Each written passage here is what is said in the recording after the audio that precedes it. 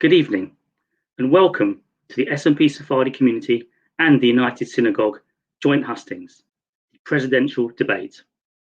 Firstly, I would like to take the opportunity to thank Richard Verber, the US Director of Communications, who coordinated and was responsible for all the technical aspects and logistics from behind the scenes.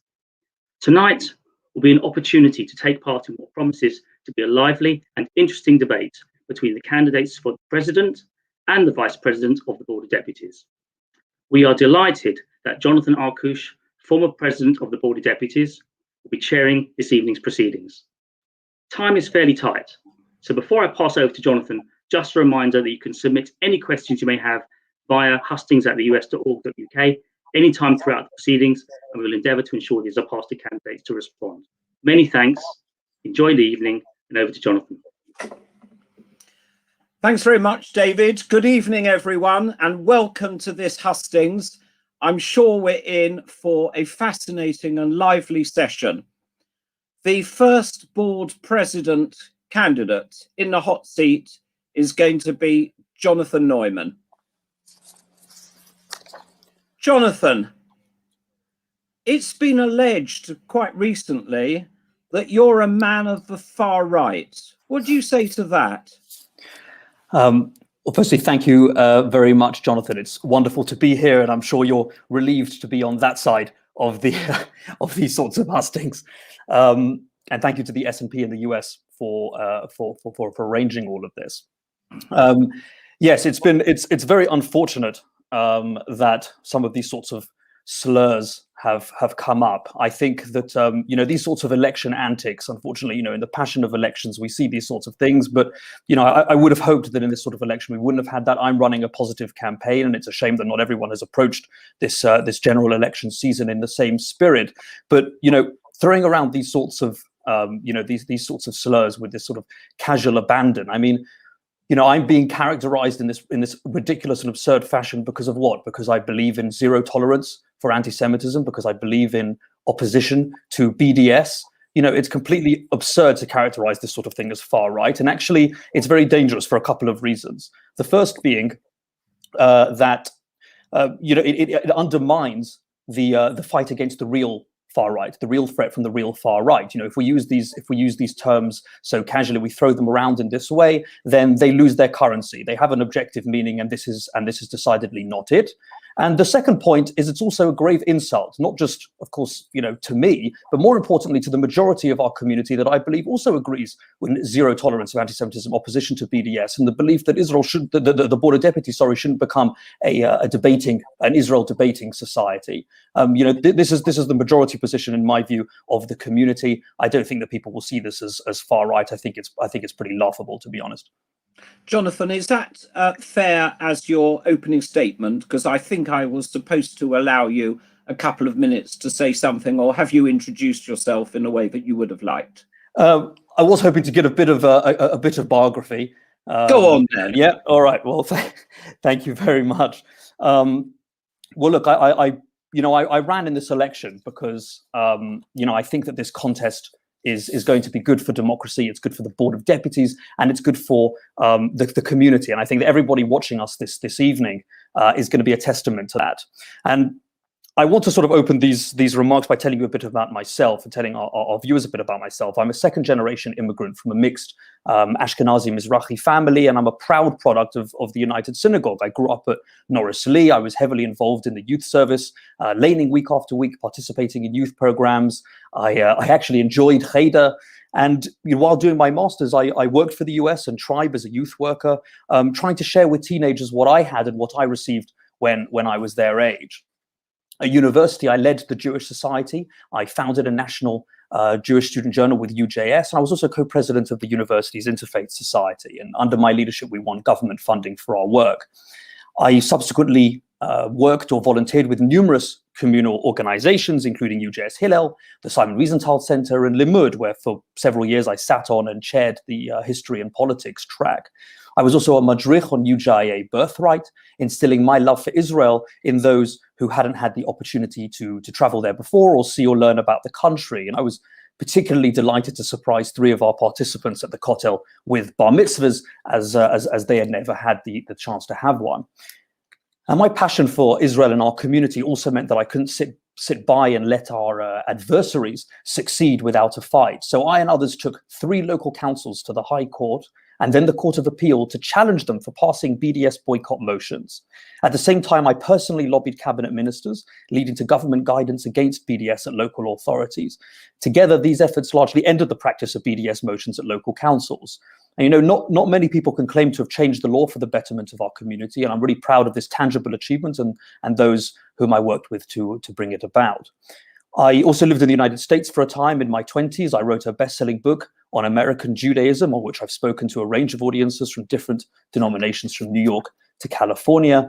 And in addition to these activities, I've been on the board for 7 years, serving most recently on the Constitution Committee, where as a solicitor by training, I've utilized my expertise in charity law for the good of the board.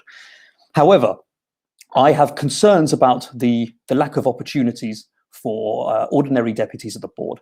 So I've published a manifesto, more extensive and substantive, I would say, than usual manifestos, outlining how I'd like to empower deputies to make more meaningful contributions to the work of the board and to our community. So I'm looking forward to discussing my plans and your questions, everyone, this evening. So with that interlude, Jonathan, I'm back with you.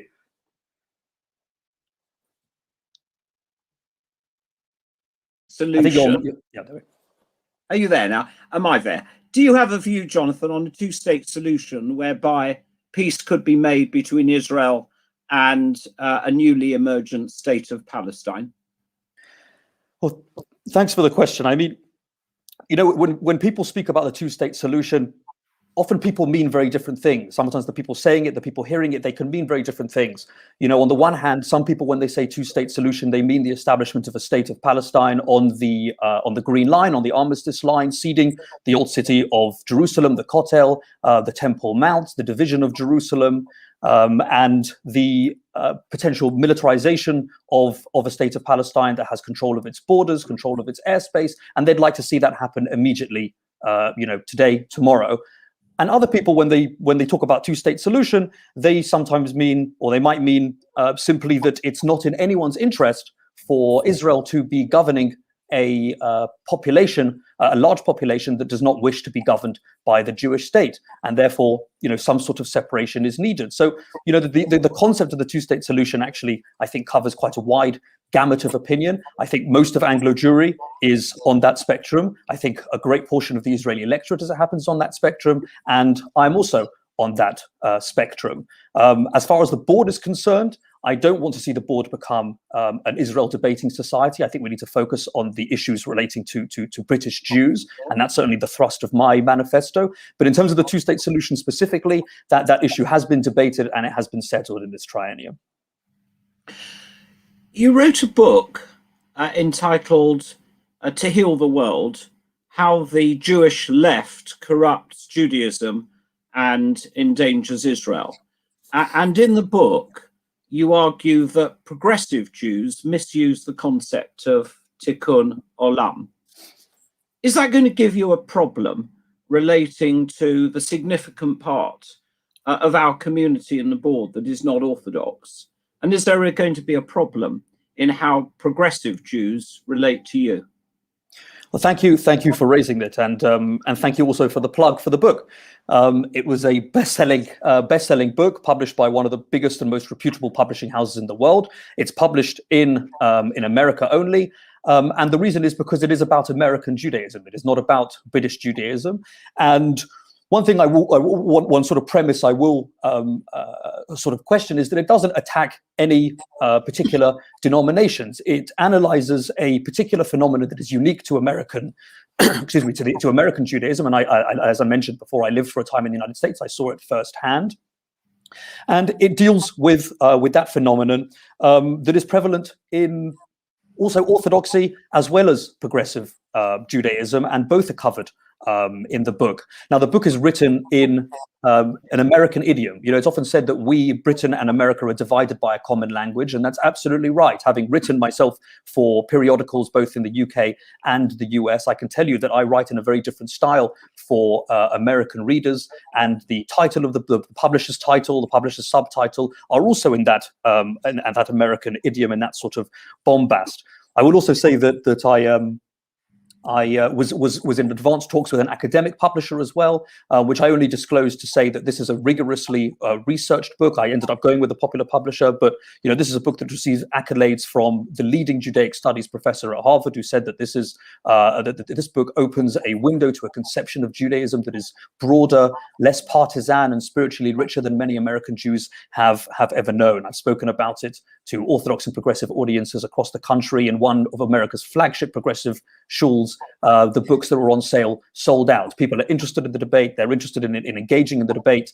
And, I have critics and praise for the book from both progressive and Orthodox circles in America. But, during this campaign, the critics who have raised it or pretty much invariably haven't actually read the book. And I can tell because, I can tell from what they're saying, they're basing it on reviews or occasionally on an extract here and there. But, if people are interested, read the book. If you're not interested in reading it, at least go out and buy the book, because why not?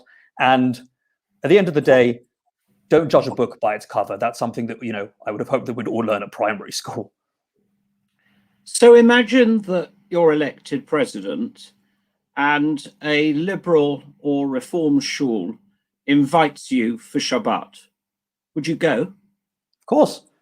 Absolutely. The president of the Board of Deputies represents all parts of Anglo Jewry, and I'm both delighted and very proud that from the get-go, immediately from when I announced my campaign, I had support and continue to have support from every single one, from deputies from every single one of the denominations represented at the board. About half of my campaign team is progressive, because the people who know me know exactly what I believe, and they're backing me. Can you tell us what you believe about the board's Commission for Racial Inclusivity, and if you had been sitting president, would you have set it up?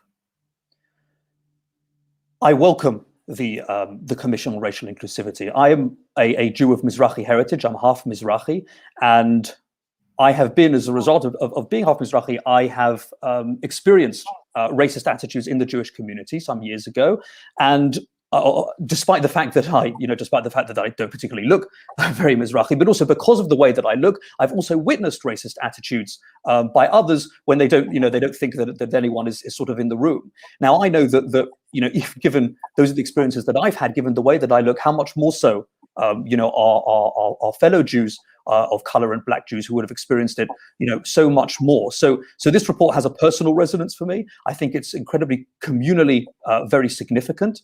And I very much agree with Stephen Bush that actually we have to engage with the report and its recommendations critically. I don't think it's right to simply say for us sort of a blanket, this is one size fits all the recommendations are going to be right for everyone. We're a diverse community. All the institutions in our community should use this as an opportunity to reflect on how they can become more welcoming to Jews of color in their communities. And there will be different ways that they do that. I mean, the report itself, for example, says that the United Synagogue and Liberal Judaism engaged in listening exercises with their members of color. I think it was over terminology, and they came up with different conclusions. And you know what? That's absolutely fine. We're a diverse community. We'll have different views on the way to proceed. I think there's an enormous merit in many of the recommendations. There are one or two that I'm not quite sure personally, but it will be up for every institution to decide how to take that forward. I think it's a very important report.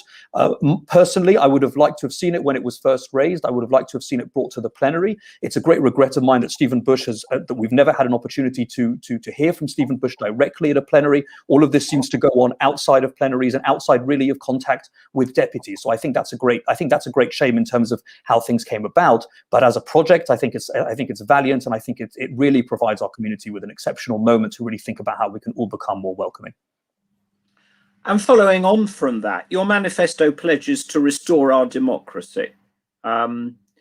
So do you then support having an independent chair of board meetings? And if not, why not? It's a very fair question, one that has been raised recently.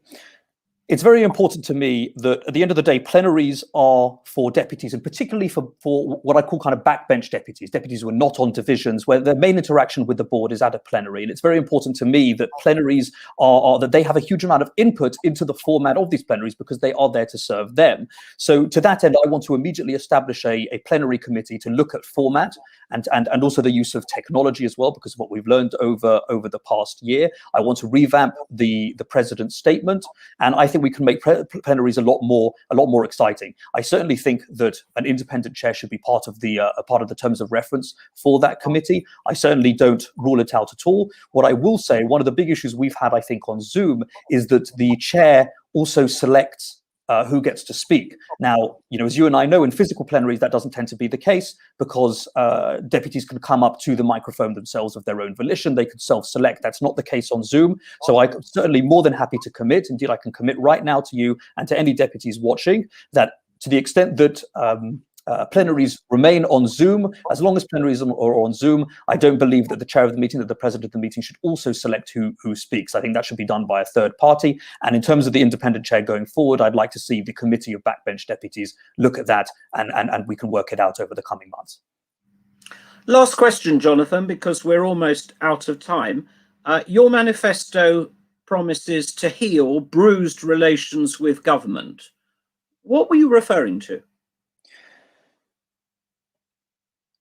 The board in recent years, I think, has spent an undue amount of its energy criticizing government policy on a range of issues, many of which don't directly impact the Jewish community. And I think it's left some in government somewhat perplexed. There was also an outburst against Robert Halfon, who is one of the two most senior Jewish parliamentarians, which I thought was a completely out of order outburst. I think it was actually ableist and politically utterly imprudent. So, calling him a coward who lacks moral integrity, I have no idea how on earth that came about. But relations with government, from my conversations with people in Downing Street, from parliamentarians and people in government, relations between the board and the government are not as strong as they may seem on the surface. And it's important for our advocacy to succeed that those relations are healed. And that's what I intend to do. Jonathan, I'm advised that's all we have time for. Thank you very much for answering the questions. And it's now time for Marie van der Stil to step into or sit into the hot seat. Hello, Marie. Good evening, Jonathan. I've done a speech for my 3 minutes, so I hope that's okay for you. So I'm going to ask you a question first, like I did with Jonathan, and then that will enable you to give us an answer, and then I'll let you do your speech. All right? Sure. My question is going to be this. Twice now, recently, you have put forward proposals for constitutional reform before the deputies. And on both occasions, deputies rejected them. Does that indicate either that there's a failure of authority on your part or that the plans were misguided?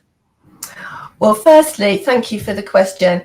The constitutional changes from the last constitution, not in your time, requires a supermajority of 66%. And we all know 2 Jews, 10 opinions. So getting 66% of Jews to agree is going to be very difficult. The votes for the constitution so far have been very, very close at 61% and 63%. I think that change is very, very difficult, and we are in an unincorporated association, and that does need to be resolved, and we do need to incorporate, and deputies need to have rights. I'm also concerned that the workload is huge, and that we do need to have more trustees and an enlarged trust board to actually embrace the challenges ahead. I think all constitutional changes are very difficult. There was concern that 2 individuals would be able to stand for election under the new constitution as trustees. That's now been resolved. But I'm hopeful that with further consultation, the differences are not so great when you actually come down to look at what the reasons were. And it relates primarily to the number of trustees and whether or not they have portfolio roles, because it was suggested that the trustees should be there with no specific portfolio roles. And many people felt that we also should have a governance and risk trustee, a youth trustee, and a regional trustee, so that we are also representative. But all changes to do with constitutions, I think, are very difficult, and I think it will be resolved with goodwill and further thought down the line. Thank you, Marie. If you would like now to give us your 3-minute introductory speech, this is the time. Thank you. We Jews have always had to stand up for ourselves, and nothing has changed. Throughout my first term as your president, I stood strong, robustly defending our Jewish interests. In his recent court case, Jeremy Corbyn even held me responsible for his losing the Labour whip. Our 10 pledges framed the leadership debate within the Labour Party. We have shown incredible resilience during this pandemic and have suffered disproportionate losses. I campaigned with cross-party support for the coronavirus bill to include religious burials. Previously, I campaigned against the coroner, Mary Hassell's prevention of speedy burial. During lockdown, I had to intervene yet again. I will always stand up for our community. Despite the many challenges of the pandemic, the board moved seamlessly online. Our podcasts, coffee mornings, and hidden treasures programs have been real successes. There is much to celebrate in our community, including the flagship event I co-organised at Buckingham Palace, hosted by the Prince of Wales. I continue to champion the amazing contributions of our community. Israel has been close to my heart since my grandparents made Aliyah in 1969. Last Hanukkah, we brought together the ambassadors of Israel, the UAE, and Bahrain for an event watched by 15,000 people. We will always stand up for Israel, celebrate its achievements, and counter all attempts at delegitimization, including BDS. Anti-Semitism and online hatred also require a global response. It has been a privilege to work with the World and European Jewish Congresses and be elected as chair of the European Council. These relationships are key to securing international acceptance of the IRA definition of anti-Semitism. It has been a privilege to work with our dedicated honorary officers and our staff team. In the next 3 years, there is so much more for us all to do together. I will ensure deputies' participation in our proceedings are greatly enhanced and views are taken into account before crucial decisions are made. Looking ahead, we must ensure the adoption of IRA, strengthen interfaith relationships, and defend Shechita and Brit Milah from mounting challenges. As your president, you've seen I've demonstrated my commitment to you. For 6 years, we have stood together.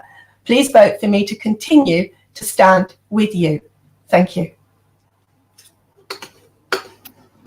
Thank you for that, Marie.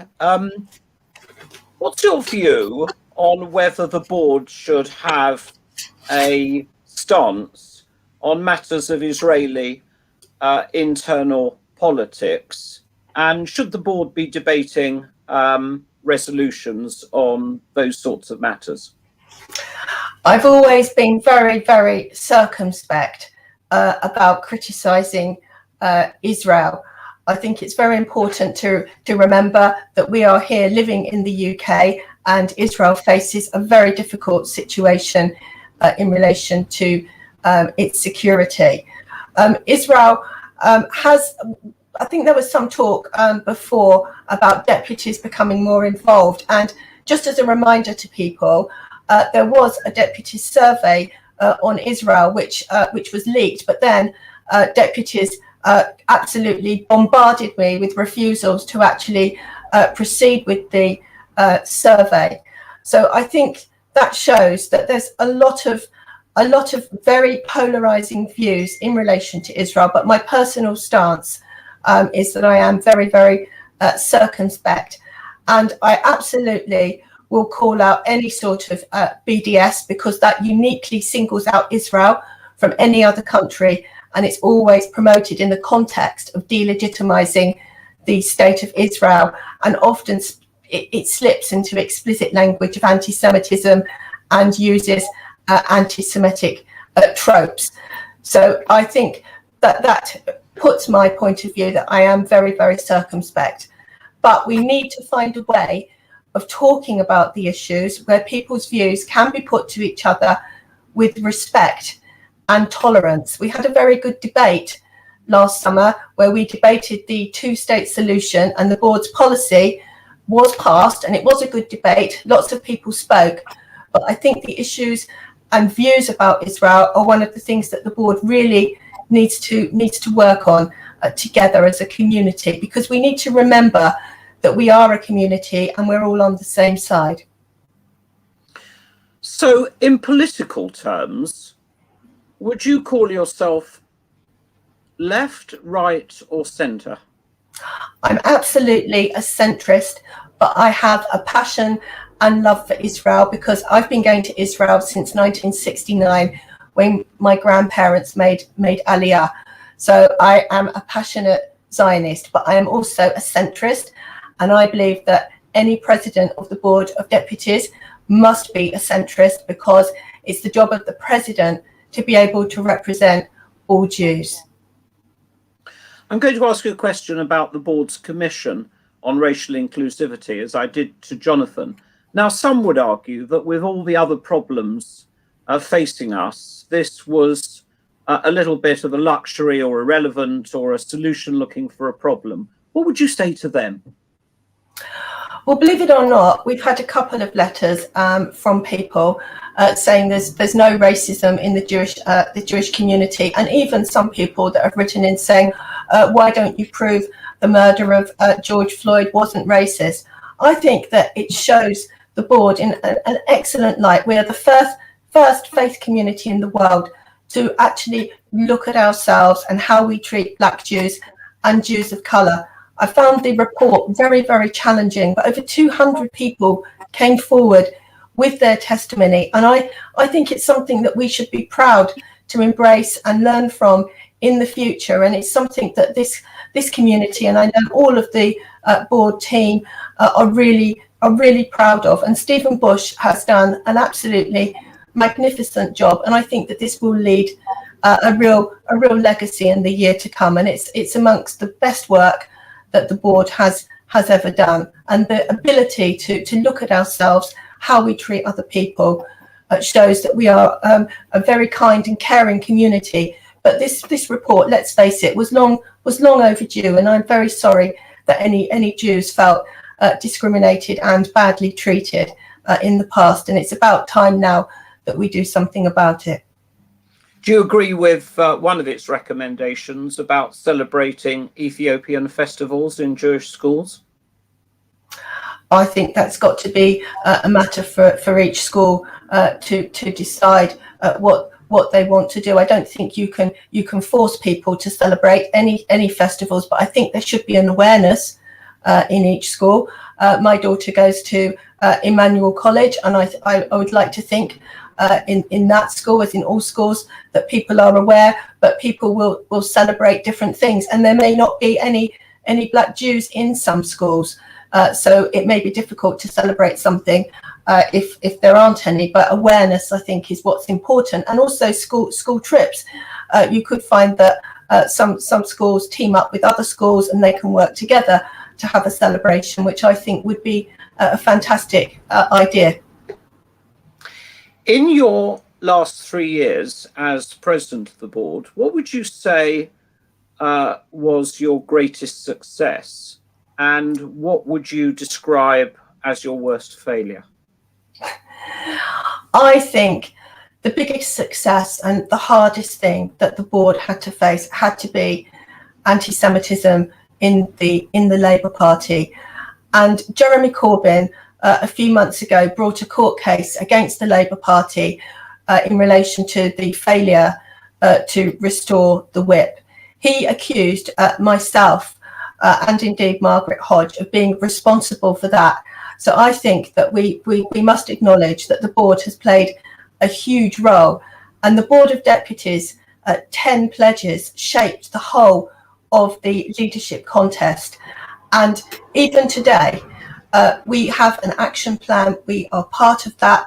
I'm on the advisory board for the Labour Party. I'm not a member of any political party, but to make sure they implement the action plan following the EHRC report, which provided a damning verdict on the Labour Party. There is a long way to go, because although Jeremy Corbyn brought anti-Semitism from the fringes of society into the heart of the Labour Party, many people in the local CLPs, we've still seen today, for example, in Peterborough, the number of suspensions for anti-Semitism, so the culture has still got to be tackled.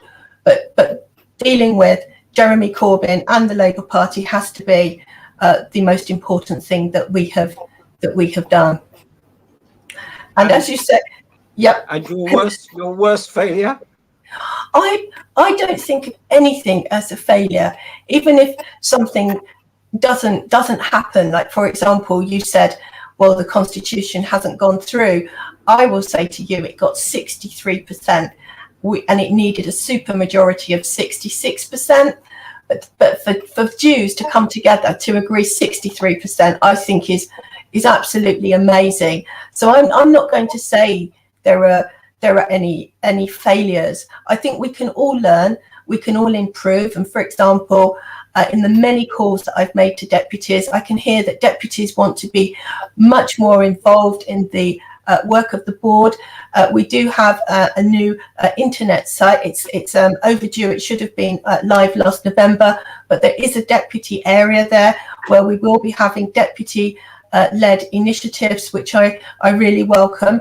And we will find a way for deputies to actually have much more of a say and be more involved. So I'm not saying those things are failures. They're all learning process. And we've got to remember, we've been thrown into the pandemic, and to immediately adapt to going online has been incredibly difficult. And we've worked really, really hard for everyone.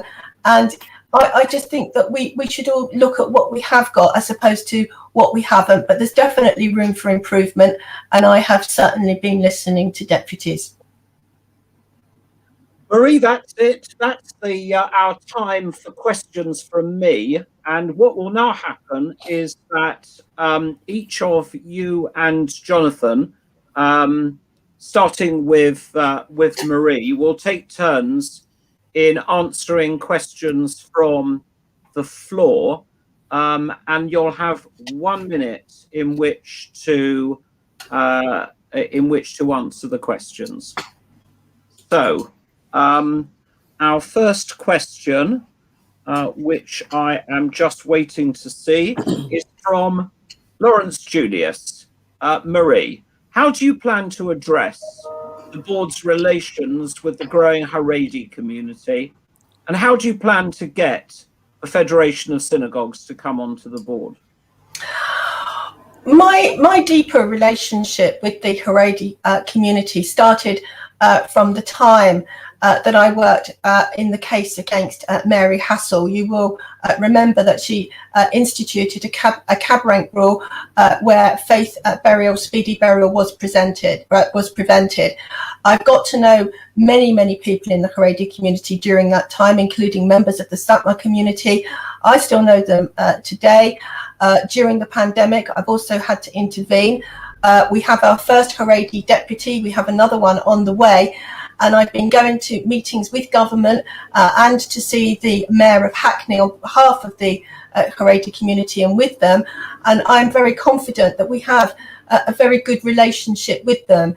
We're on very good terms with the Federation. I've had many meetings with the Federation and their shawls are in the Board of Deputies, but unless the ecclesiastical authorities were changed, I don't think that the Federation itself would necessarily come within the board, but it doesn't need to. We work extremely well together. Time's up, Marie. Thank you. There was actually a slight mistake in my question, and it meant to refer not to the Federation of Synagogues, but shawls federated to the Haredi community.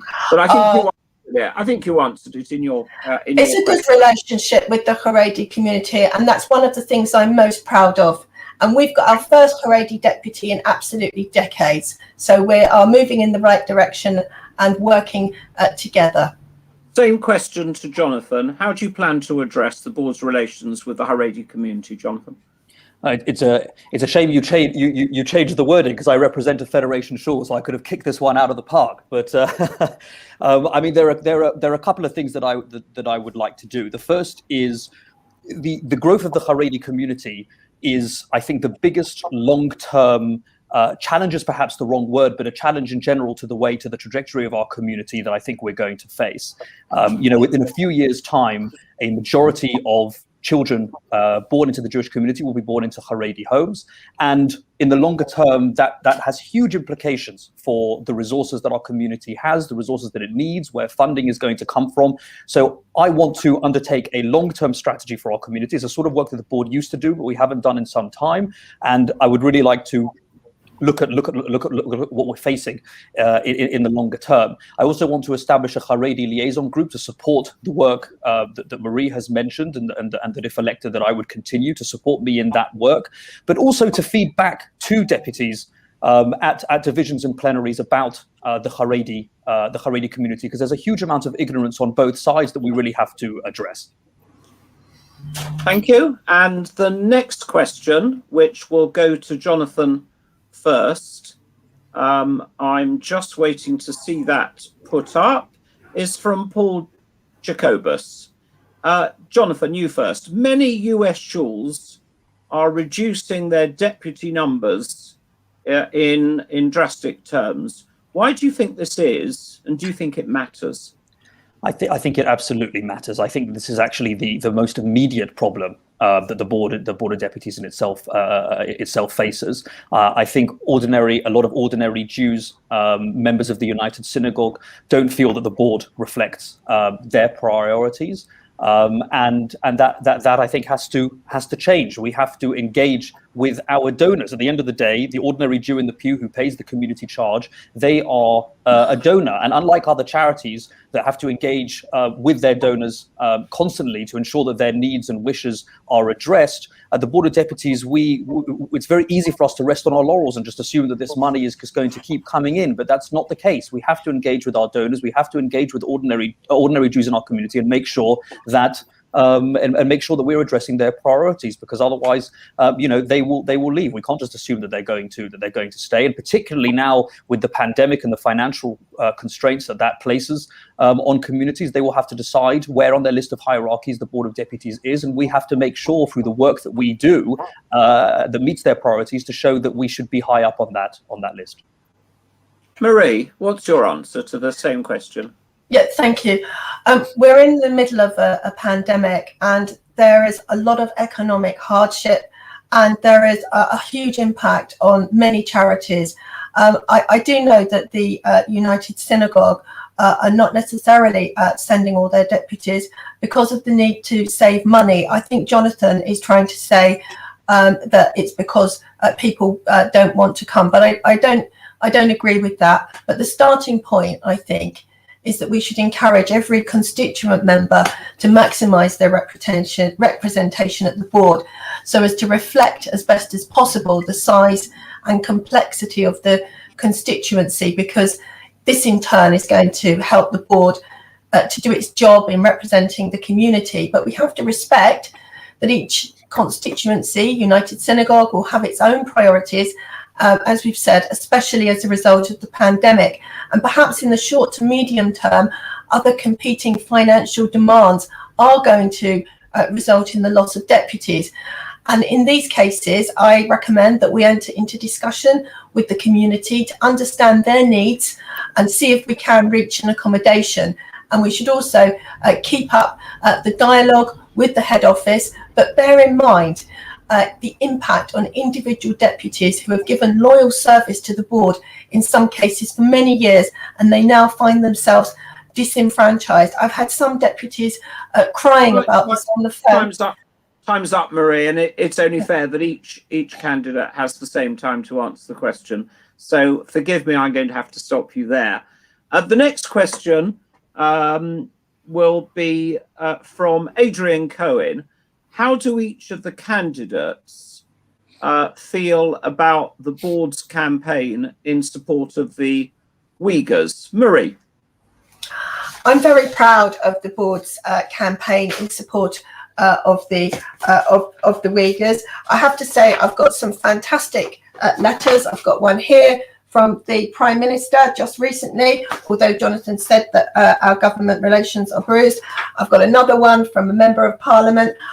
If we as Jews cannot help and support in this situation, then I don't really know what else we can do. It is absolutely essential that we play a role in this, and I think that we have made a difference, because if we are only for ourselves, what are we? As Jews, I think we don't have an obligation, but we absolutely should help in this situation.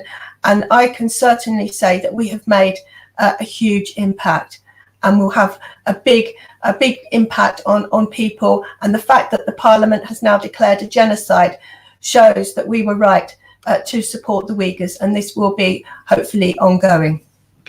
Jonathan. What's happening in Xinjiang at the moment is absolutely atrocious, and unfortunately it's par for the course for the Chinese Communist Party. It's the sort of thing we've seen in different ways in Tibet, in Hong Kong, and elsewhere, obviously on different scales and in different ways. I think that the board's campaign with the Uyghurs is absolutely noble, and although I would have preferred that at the beginning it would have been subject to debate by deputies if they felt this was the campaign that they wanted. Again, this was something that was decided, I think, unilaterally. It was never brought to a plenary. But now that we have committed to this campaign and we've committed to solidarity with the Uyghurs, I think it's absolutely right that we continue that campaign. And I would like to see us expand the campaign, particularly to civic society. It's not, I don't think, enough at this stage just to address the issues to Parliament. I think we now need to raise awareness about where people's clothes are coming from, where cotton is coming from, so that people are aware of the sort of slave labor and other atrocities that are the source of what they're wearing. And I'd be very interested to look at potentially appointing a Uyghur envoy, an envoy from the Board of Deputies on this issue to lead this campaign for us. Next question comes from Joan Sweary, and it'll be for you to answer first, Jonathan. Is it possible to have at least one Jewish organisation in Britain which actually focuses on British Jews without delving into foreign policy? And as far as interference in Israeli affairs is concerned, do the candidates support the view that British Jews have no entitlement to representation without taxation? The sooner such interference ends, says Joan, the sooner will I reverse my decision to stop paying a Board of Deputies levy. So as I understand the question, should the Board of Deputies be meddling in Israeli internal affairs? I think the answer to that is no. There will be times that we want to make representations to the Israeli embassy, to the Israeli government on issues that impact diaspora Jewry, that impact the British Jewish community, but otherwise, the Board of Deputies should not become a pointless Israel debating society, which is divisive and just fuels the rancor. To the extent the question is trying to address British foreign policy more generally, there will be areas where, of course, this does impact British Jews, and it's absolutely appropriate that we do make representations and advocacy on those issues when they arise. Marie. Contrary to what was said before, everything that we do has gone through the executive, and deputies are very quick to say if they're not happy. I can tell you. I do agree with Jonathan that we can't become a running commentary on Israel.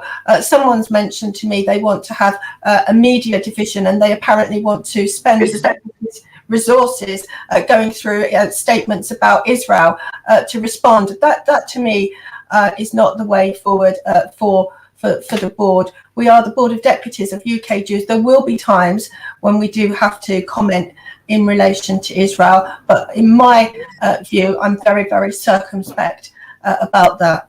It's not something that I've done, as you can see from my record. But there are times where we congratulated the move on the embassy, for example, to Jerusalem, but we are not running commentary on Israeli affairs. Thank you. We have got to the final question, which is this, and it comes from someone who doesn't wish to name themselves. And Marie, you'll be the first to respond. What balance should deputies be aiming at between representing their own views and representing their constituencies? And if the latter is important, how should they inform themselves?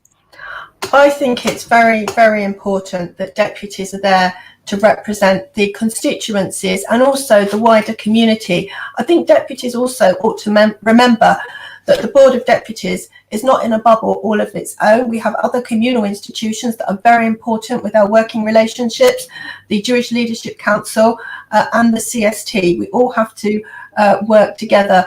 Of course, individuals have got their own views, but they should be there to represent the views of their constituency, and they should be going back to their constituencies, putting their points of concern and coming back reporting to the board. Jonathan. I don't have much difference on that. What I will say is that I don't actually think there are that many opportunities at the board for deputies really to have a say, or not as much as I would like and as I propose. I think we need to have more debate and more votes on issues and on major campaigns that we take, and that way both the views of deputies themselves and their constituents can actually be made known. I would like to see also deputies explain to their constituents about their views, about the views that they are taking to the board. That's certainly what I do in my own constituency. And I think there can also be at times some differences between synagogal deputies and deputies representing non-membership organizations, because of course deputies representing non-member organizations might only be accountable to a handful of trustees, of whom they may themselves be one, whereas synagogue deputies will be accountable to at least 50, or often 100 and sometimes thousands of people. So there are some differentials there. I think it's up to every member organization to decide how they wish to proceed, but it's very important that deputies on the whole make sure that they represent the interests and needs of their constituents. Thank you, Jonathan. Thank you, Marie. Candidates for presidency of the Board of Deputies. I think we've had a great opportunity to hear from both of you. And thank you for coming and answering the questions. And I hope our audience feels that they now know you both a lot better than perhaps they did earlier. Thank you, Jonathan. Thank you. With that, we're going to turn to the hustings for the candidates for vice presidents of the board. There are 3 positions, and I'm going to invite the first candidate to give her 3-minute introduction. That's Amanda Bowman, who is currently the board senior vice president. Amanda, over to you. I wish I was senior vice president, but sadly not this time, not that time. Anyway, Johnny and everybody out there, it's been a great honour to represent you all as vice president of the board. It's been a challenging 3 years, but together we've achieved a great deal, and there's more to do. So I'm standing, or indeed sitting at my computer, asking for your continued support. I'm going to focus on 3 things. 1, my track record. On my watch, we've held the new Labour Party leadership to account. The EHRC's damning verdict on the Corbyn years provides a template against which we can and will judge Keir Starmer's commitment to tackling anti-Semitism in the party. I've promoted ARA adoption by councils, universities and Plaid Cymru, and contributed to the consultation on the online harms bill. We've protected Jewish interests in the new organ donation scheme and with the introduction of medical examiners. And throughout, I've worked with staff and deputies in and beyond my division, and I'm grateful for their expertise and time. Secondly, my plan. I pledge to continue to protect the freedoms, rights and security of British Jews, to tackle anti-Semitism, to counter boycotts and the delegitimization of Israel, to defend Shahita and Brit Milah, to promote ARA adoption and to promote Jewish schools and education. And we must continue to look outside our community, to be active allies and to build bridges. We need stronger relationships across faith groups, to work in partnership with our communal organisations, and to harness the exceptional strength we have in our deputies, young and old, men and women across our nation, to deliver our work in a spirit of openness, transparency and respect. One thing I've heard loud and clear is that we must leverage the strength we have in our deputies. I want our skills and expertise register to be expanded so that every deputy has the chance at the beginning of the triennium to tell us what they bring to the board, what they care about most, and how they want to be involved. And we'll then respond with a range of different ways that they can engage. And thirdly, the need for change. I want the board to evolve ready for its next 260 years. That means changing how we do things. But by working together, we can progress, attracting new members and deputies, both from the mainstream and from underrepresented groups. I'm a team player, I'm effective, I listen.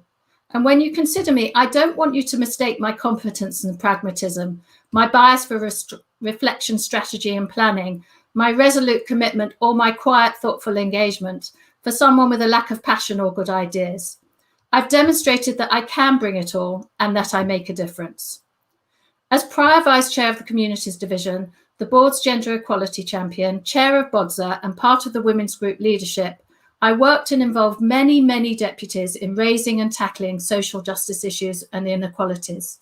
And over the last 3 years, you've seen I have the qualities you need in a Vice President. I believe my work for you has made things better for all of the Jewish community, and I want another 3 years to do even more. Thank you. Thank you, Amanda. Apologies for getting the title wrong. And next up, David Mendoza Woolston. David. Thank you very much. It's great that this event is happening in partnership between the United Synagogue and the Spanish and Portuguese Sephardi Community. My family were members of Bevis Marks for over 100 years, and with my 6 times great-grandparents marrying there back in 1730. I must say, it's nice to virtually return.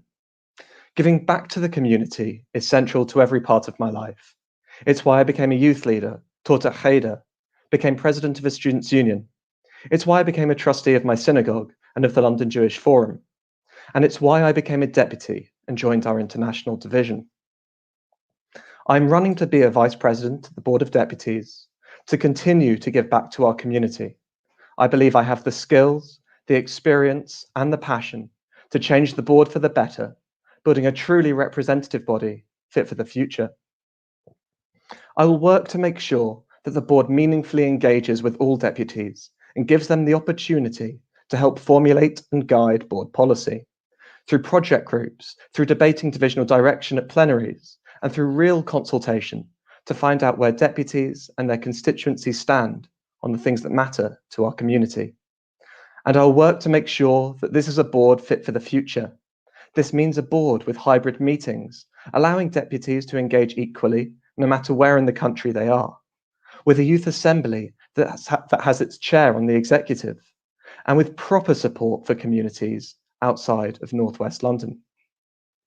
At Barnet Council, I've worked with all denominations to help support synagogues, schools, and community organisations. I did this before COVID hit, throughout the peak of the pandemic, and will continue to do so through recovery and beyond. As instant analyst at CST, I worked with police forces and local authorities up and down the country, and I recorded, categorised and analysed every single anti-Semitic incident reported in the UK. I also worked with colleagues in interfaith and hate crime organisations to combat anti-Semitism, building allies in our joint struggle against hatred. At UN Watch, I fought anti-Israel bias and anti-Semitism at the UN, working with other organisations and with diplomats to fight for human rights around the world. As Vice President, I will continue to stand up for our community, support it in fighting hatred and in making allies. And I'll work with companies, police forces, councils, and the government to ensure that this country is a safe place to live and worship as a Jew, no matter what your Judaism looks like. If you vote for me to be Vice President, I will work tirelessly to build a more representative Board of Deputies fit for the future. Thank you. David, thank you very much indeed. And now for the next candidate to introduce themselves, Stuart MacDonald. Well, thanks, Johnny. I must say I loved working with you, just as I've loved working with dozens and dozens of deputies in the F&O and cross-divisionally in many working and project groups. I used to say to you about anti-Semitism, kick their butts. Now, as another former board president used to say to me, don't court popularity, just get the job done. This sage advice has defined my 2 terms, 6 successful years as the board's treasurer. We are in surplus again, and I've been nominated by deputies from right across the political and denominational spectrum.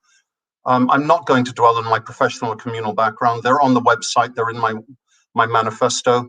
I'm going to talk a bit about my views and priorities. My views are firm. No compromise on discrimination based on race, gender, sexuality, strong and constructive support for Israel. Anti-Semitism, no compromise. My approach is one of building bridges, moderation, modernization, consensus. I think that sectional interests are a diversion. We should focus on what unites us, like our love of Israel and our community in all its diversity. I'm proud of our unique democratic character, our advocacy work, our fight against anti-Semitism, our defense of Israel and religious practice, our education and interfaith work. My proposals reflect what most deputies want, and they are achievable. First priority, action against anti-Semitism, fight bias in the media and academia, redouble education and outreach, use social as well as traditional media to achieve this. Women's, youth and regional engagement, this is so important. Women's and young deputies councils with real authority and real teeth. Grow our regional presence from the Northwest to Scotland and elsewhere. Have a real voice for deputies. Strip back the wallpaper with real debate, real feedback, town hall meetings, surgeries, workshop, a tech-savvy board with deputies having a remote web portal or their own web portal, and hybrid board meetings, part in person, part remote. Meetings where deputies do most of the talking. A board ambassadors program to empower deputies to represent the board, both internally and externally. And with good governance, let's depoliticize making the Constitution, make it fit for purpose, and stop pretending that there are quick fixes. And let's have a strong international voice. Support Israel, tell the Mizrahi's story, call out persecution, like with the Uyghurs. Now, in the end, if you want a candidate who will simply focus on building bridges, on teamwork, on consensus, and getting the job done, regardless of your affiliations, regardless of your political views, do consider voting for me. Thank you, Stuart. We're next going to hear from Gary Mond. Gary. Thank you, Jonathan. A little bit about me to start with. I'm a qualified chartered accountant, and I spent nearly 10 years working in corporate finance before forming my own business, which is a financial training company which runs training courses in banking and corporate finance all over the world.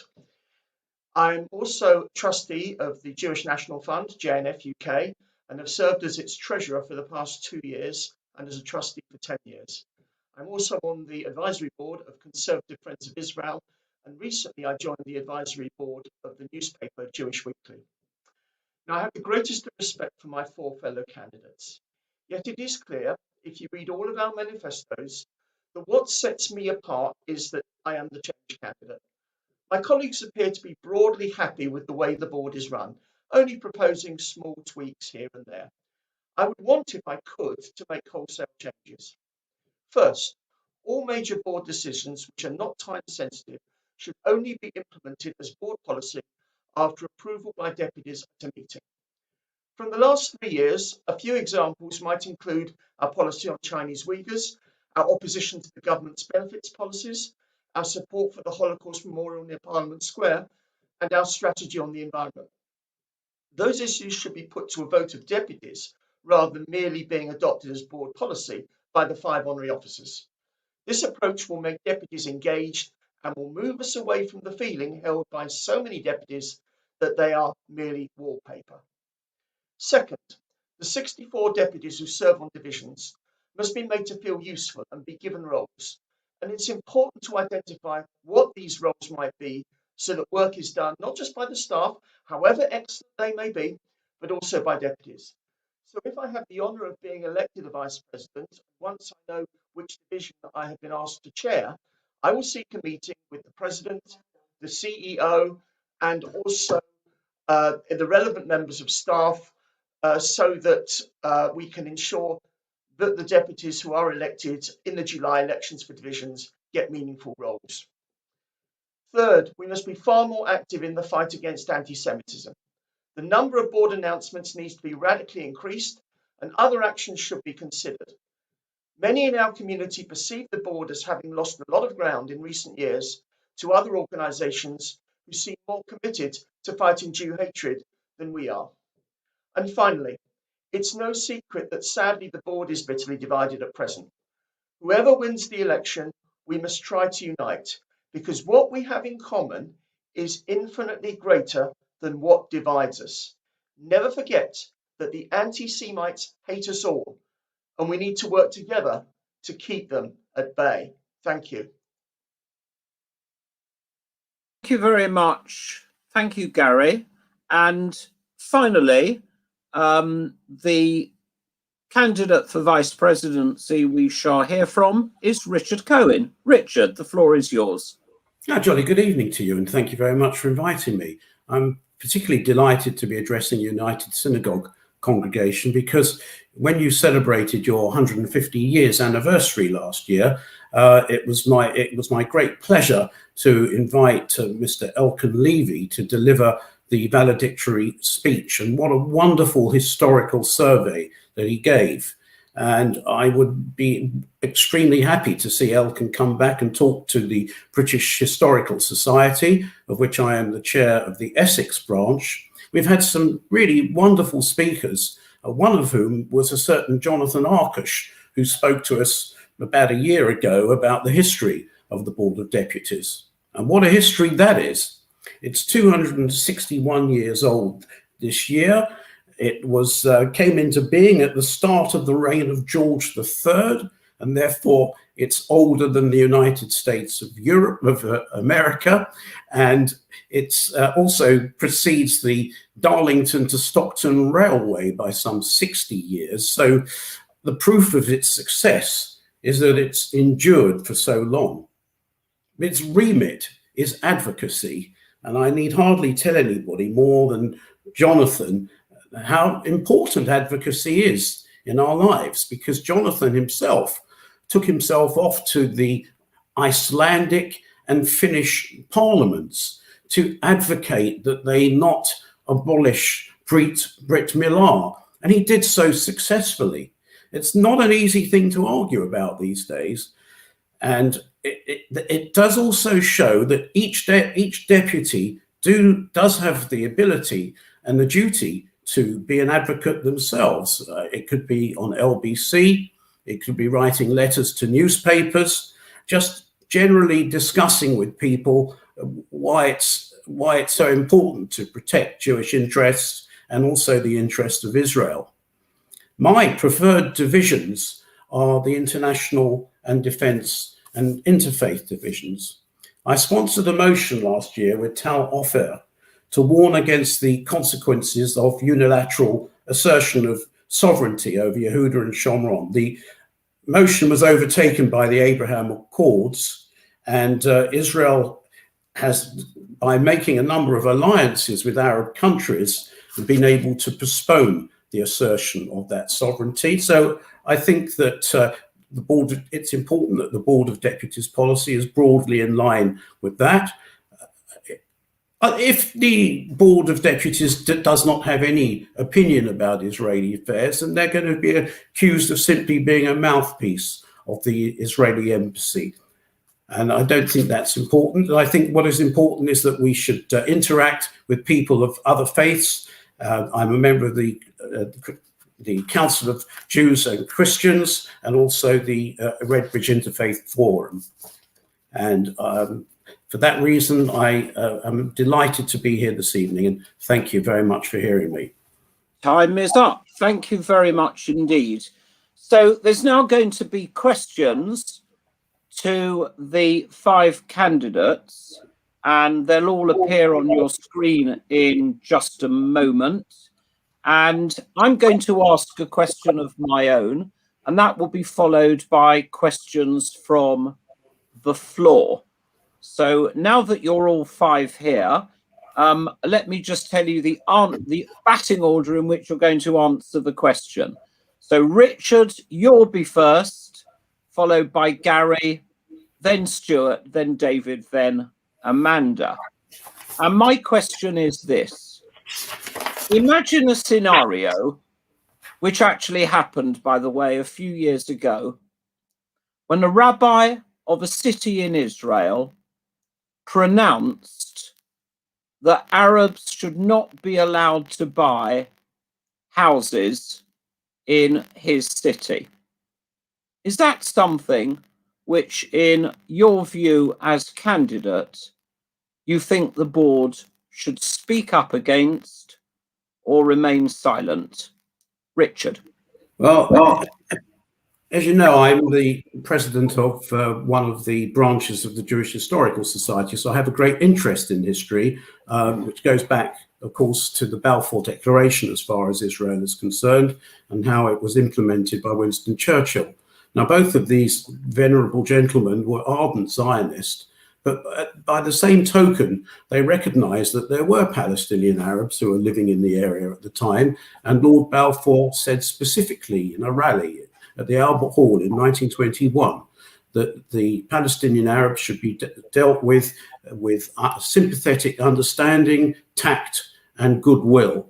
And Winston Churchill, in his many speeches in Parliament in which he praised Israel, said that they have to help to solve the refugee problems with the Arabs and to get on with their neighbours. So in the same way that there is no way that I would tell anybody who they should sell their house to where I live in Loughton, I would not presume to tell Arabs or Jews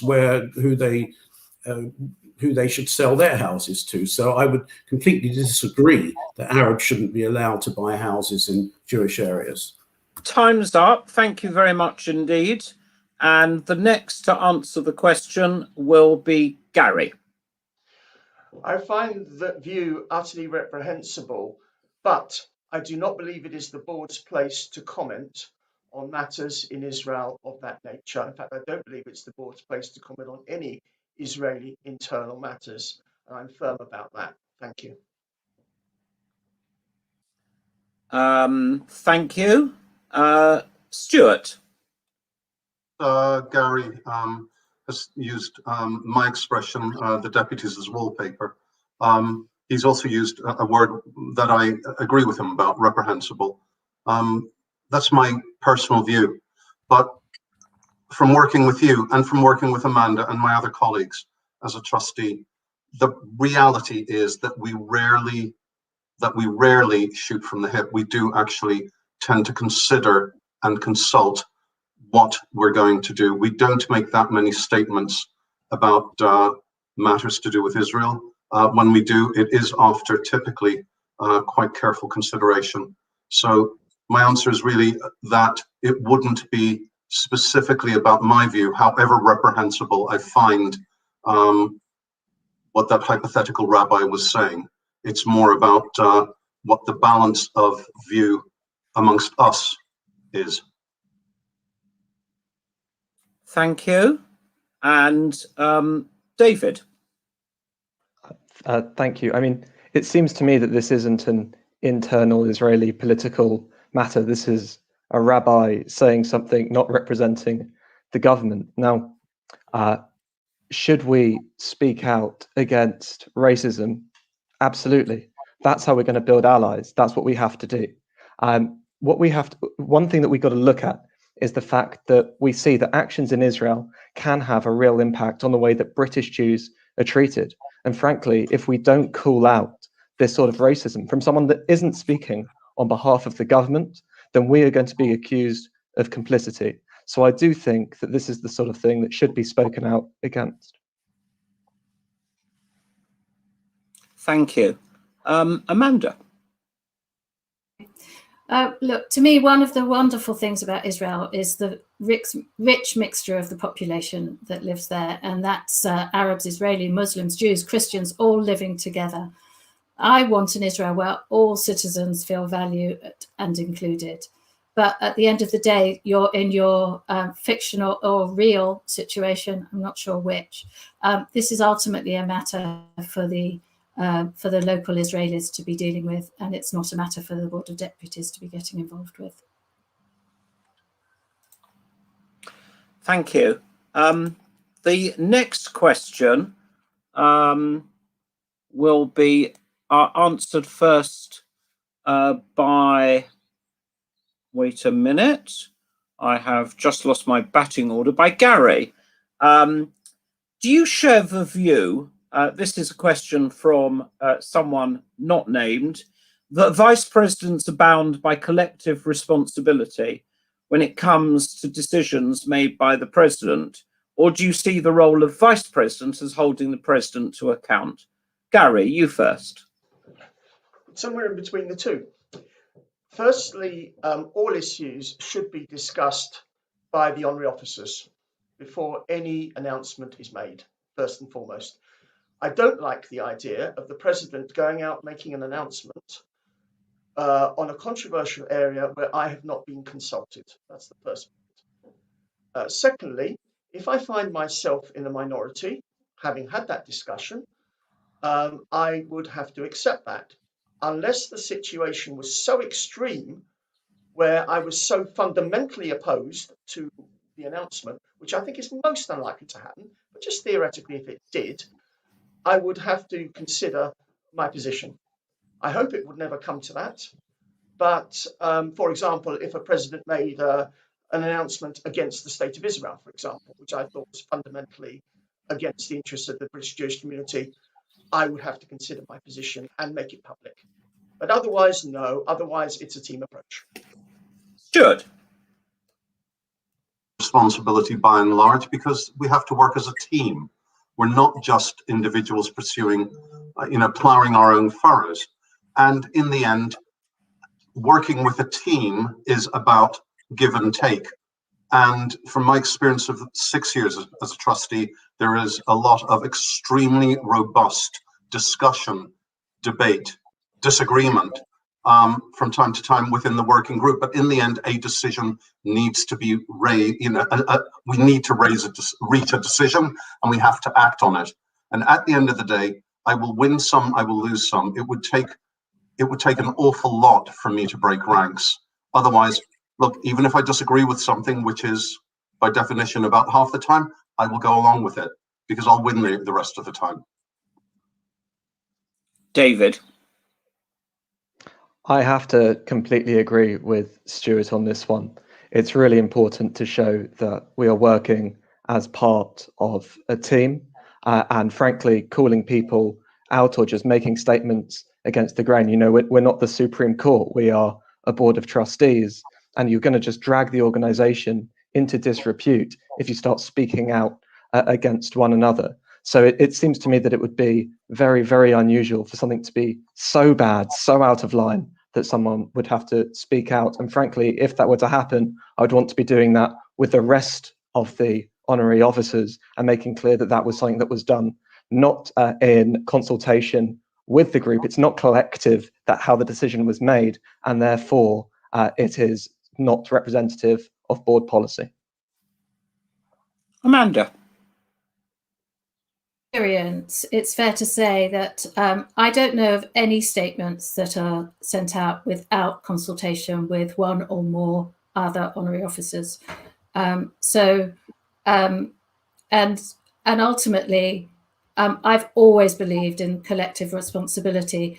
We have, and I'm sure it was the same in your day, Johnny, but we have robust and regular conversations.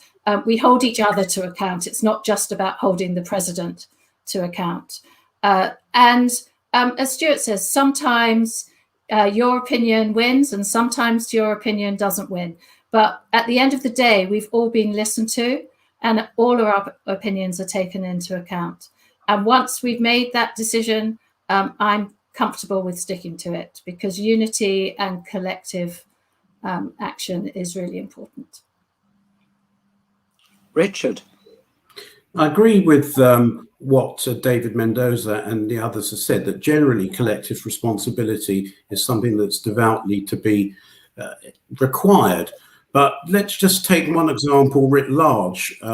When President Trump inspired his supporters to commit insurrection on the 6th of January, which you've rightly stated was a disgraceful thing for him to have done. His vice president, Mike Pence, quite rightly challenged it. And there was an example of a vice president going against his president, clearly for good reasons of conscience. Likewise, in our own board, when we were discussing the nation state law in Israel a year ago, our president, Marie, put out one statement with regard to the board's policy, and our senior vice president put out a statement that was rather more liberal.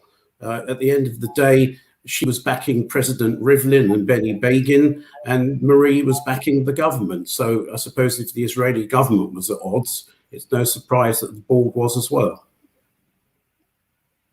Thank you.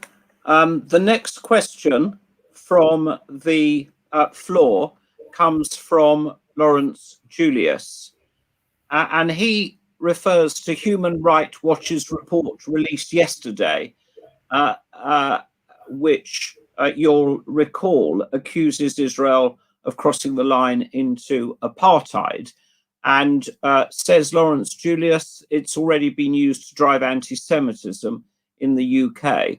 The community needs to act now to repudiate this. How do you plan to act? Stuart. How do I plan to act? Look, there's been repudiation aplenty from certain quarters, from the Israeli government down. And as with every potentially contentious action, however strongly we may feel about it, there is usually quite careful consideration given to what we're going to do. I'm going to wait until full consideration has been given to this. That may sound like a bland answer, but the reality is that we try generally to do things in a considered way without acting in haste. We are very, very aware, in spite of what some people think, of our broad responsibility to represent the community and its interests. So that's really my answer on that. Was that report to my taste? Actually, not particularly. But again, we have a collective responsibility to act in a considered way. I'm very happy to pass this on to my fellow candidates. David, that's you.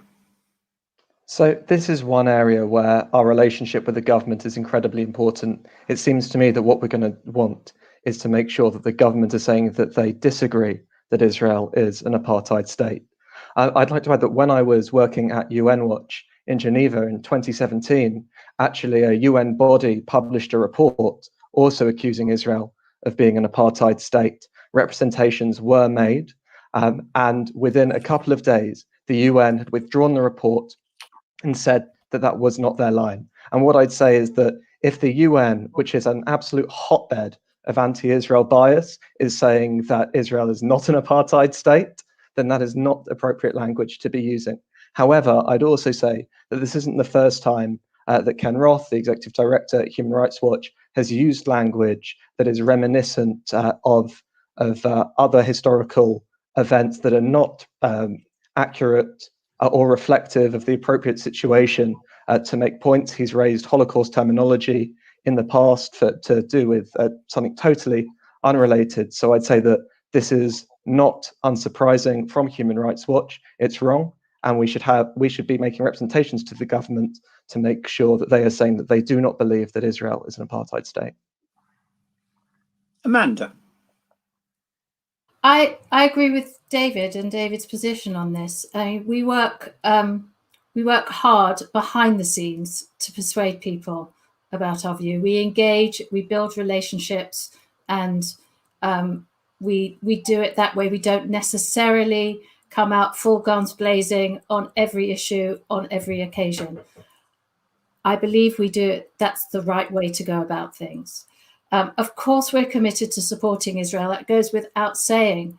We absolutely want to support Israel in everything we do. But to be brutally frank, it's a long report. I haven't read it all. I cannot give a considered view on the report in general. But what I've read from both sides, of the argument is that we absolutely need to make representations to government. The term apartheid is not a term which I find acceptable whatsoever at all. And I think most people would agree with me on that. Richard. Watch, Amnesty International and the UN itself, they've all got form when it comes to Israel. I don't think a lot of the people who populate these committees in their heart of hearts really believe that Israel is a legitimate state. But somebody who knows about apartheid is one of the judges in South Africa, who's recently come in for quite a lot of criticism from his fellow judges, because he's spoken out by saying that Israel is not an apartheid state, and he should know because he's an African. So I think the truth is that there is a middle way here, because there are human rights organizations within Israel, such as B'Tselem.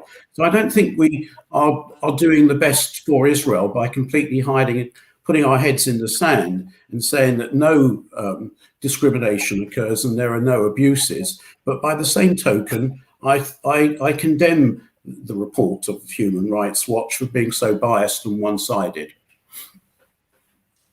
Gary.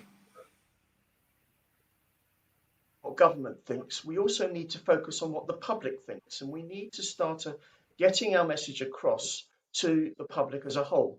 What I would like to see happen is a paper produced which would look at 20 characteristics of an apartheid state, highlight what how they were represented in South Africa, and highlight how different they are and how totally incomparable they are in Israel.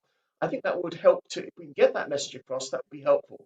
I also think the board should be looking to work with other groups here who are like-minded, and I would actually single out the Society of Pro-Israel Lawyers. And I recall, Jonathan, you personally interviewed Natasha Hausdorff, who is an excellent advocate of this particular argument. Thank you very much. We've got time for one last question in this vice presidential hustings. And it comes from someone who is anonymous. Which division would you like to head up and why? David. So my preference, if I had any, would be the international division. I spoke to you about my time at UN Watch, where I co-authored reports on anti-Semitism in the UN system, or I fought against anti-Israel bias at the UN system. And I think that the board needs to do more to raise its profile internationally. That's why I want to make sure that we get membership to the UN's ECOSOC, its Economic and Social Council, which will give us consultative right, speaking rights at bodies like the Human Rights Council, like UNESCO, like the World Health Organization. However, I have experience that would mean that I would be great, I think, in any of the roles. I used to work for CST as the incident analyst. As I said, I have seen the breadth of anti-Semitism in the UK, from the far right to the far left, religious extremists to people that just hate Jews and aren't sure why. And I've worked with interfaith groups and hate crime charities, building allies across the sector and making sure that when they are asked about Jews, they are speaking positively, and they are saying that the Board of Deputies is the representative voice of the Jewish community. They're working with us and not against us. That is absolutely fundamental. So I'd like to say, if you want someone that's experienced in all of these areas, please put me as your first preference vote. Thank you. Amanda. So I've done three years on the communities division and 3 years in defence, but I think that I've made the UK Jewish community a stronger and better place from my work on the defence division, and so I want to stay on the defence division so that I can do 3 more years and do even more for the Jewish community. I know I'm reflective, I'm respectful, I'm open to new ideas, and I'm a listener. There's a whole lot more that I can do. I hope that you found me inclusive, creative, fair, hardworking, and most importantly, effective. I promise that I'm going to engage deputies. I'm going to use all their skills and expertise. I've done it on the division, and I'm going to do it more. we're going to work on the issues that matter, and I'm going to build a Jewish community that's strong, secure, vibrant, engaged. And because of the audience here today, I'm the deputy for United Synagogue, and so above all, we're going to be united. Richard. Anticipated this question in my introduction. So yes, it is the international division. I studied international law at Manchester University. I have worked very closely with Andrew Roberts when he produced his biography of Winston Churchill. I conducted quite a lot of research for him, and I also proofread the book. So I became very familiar with the history of the Balfour Declaration. Andrew Roberts himself is the director of the Friends of Israel initiative, as is Richard Kemp, who I've had the pleasure of interviewing under the auspices of the Jewish Historical Society. I have also broadcast on LBC, and I run the Deputies Discuss group, in which a lot of international questions are considered. I believe that we should be proactive in relation to advocacy for Israel. And I think that with my background in his history, I am well placed to lead that particular division. Thank you. Gary. If I have the honour of being elected Vice President, I will be happy to lead any of the 3 divisions. If I'm asked to lead international, I would want to see the focus of the work of the division on fighting anti-Semitism overseas and whatever we can do to assist in that objective. If I'm asked to head defence, I would want to see us continuing our work on fighting anti-Semitism, working with CST, with the Union of Jewish Students and other organisations that will help us achieve that objective, and of course supporting our causes on Brit Milah and Shechita. If I'm asked to chair the Communities Division, it will be a case of focusing mostly, but not entirely, on the celebration of Jewish life, in particular looking at education and interfaith matters and other important issues like mental health. However, what matters most of all is that I get a supportive team of deputies who are elected to whatever division I get, and at the June plenary I would speak hopefully well in terms of what the jobs they might be doing if they are elected to my division, so as to persuade many of them to stand for election in the July divisional elections. And I think it's very important at board level we get plenty of enthusiasm in those elections. Thank you. Stuart, over to you. Thank you. I wouldn't be walking away from, I think, a fairly successful tenure as treasurer after 6 years, because being an HO for the board rips the heart out of your time and your energy and your emotions. I wouldn't be doing this if I didn't love the board and love what it was about. And on a certain level, I'm indifferent between the 3 divisions. As I said last night in the hustings last night, when it comes to defense and anti-Semitism, of course I'm capable of nuance. Everyone who works with me knows that. But in the end, I just want to go and kick the butt of that thing. It's a very simple, straightforward attitude. When it comes to the communities division, education, social action, and interfaith are very dear to me. Very, very dear to me. I'd be very happy with that.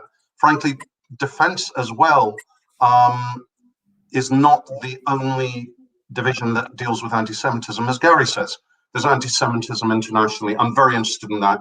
I'm also interested in us using our often underestimated weight as the British community to give a voice to ourselves and other smaller, less powerful communities in international forums like the WJC and the EJC, as well as with multilateral organizations. And I haven't spoken at all really about my background in the hustings, but I have been serving for years and continue to on quite a number of trustee boards and advisory boards for organizations within the community and also dealing with matters to do with Israel internationally. So I'm happy with all of them. Well, thank you all very much indeed. 7 candidates we've seen this evening standing to lead the representative body of British Jews.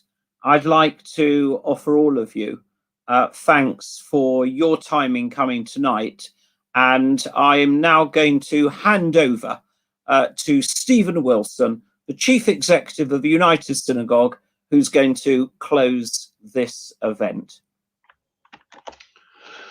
So just to conclude our hustings this evening, I'd like to say a few thank yous. Firstly, to you, Jonathan, for your really excellent chairing this evening with great questions, which I felt really stimulated excellent and illuminating discussions.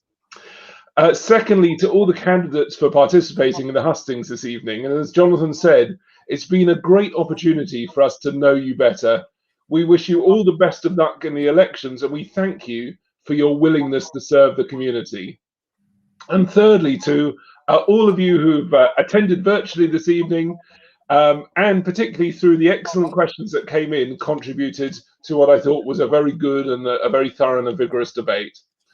Finally, thank you to the S&P Sephardi community for co-hosting with us this evening. It's always a real pleasure to be working with you.